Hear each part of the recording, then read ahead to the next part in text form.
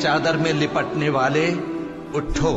اب خبردار کرنے لگو اور اپنے پروردگار کی بڑائی بیان کرو، اور اپنے کپڑے پاک رکھو اور شرک کی گندگی سے تو الگ ہی رہو، اور اس نیت سے احسان نہ کرو کہ اس سے زیادہ کے خواہاں ہو، اور اپنے پروردگار کی خاطر صبر کرتے رہو، پھر جب سور پھونکا جائے گا تو وہ دن مشکل کا دن ہوگا،